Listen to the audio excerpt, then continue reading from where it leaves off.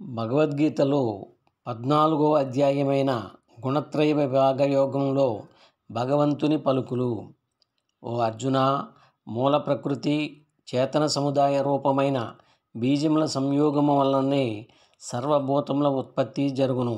సర్వ ప్రాణులకును ప్రకృతియే తల్లి, నేనే జనకుడను. ప్రకృతి నుండి ఉత్పన్నములైన సత్వరజోస్తమో గుణములు జీవాత్మను శరీరమున బంధించును. సత్వగుణము నిర్మలమైనది, వికారరహితమైనది, కానీ ఇది సుఖ సాంగత్యం వలన మనుజుని బంధించును.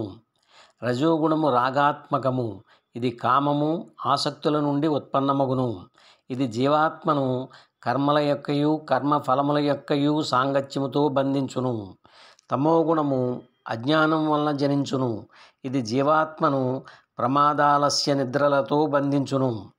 చైతన్యము వివేకశక్తి ఉత్పన్నములైనప్పుడు అతనిలో సత్వగుణము వృద్ధి చెందినదని తలంపవలెను. రజోగుణము వృద్ధి అయినప్పుడు లోభము ప్రాపంచిక విషయములందు ఆసక్తి పెరుగును. తమోగుణము అధికమైనప్పుడు అంతఃకరణమునందును ఇంద్రియములందును వివేకశక్తి నష్టమగును.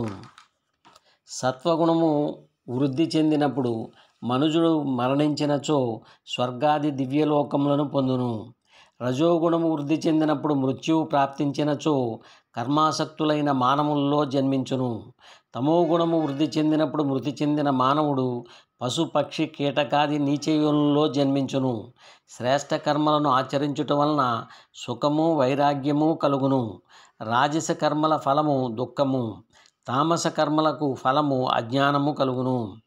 అనన్య భక్తియోగము ద్వారా నన్నే భజించువాడును సత్వరజస్తమో గుణములకు అతీతుడు అయినవాడును అగు పురుషుడు సచ్చిదానంద గణపరబ్రహ్మ ప్రాప్తికి అర్హుడగును.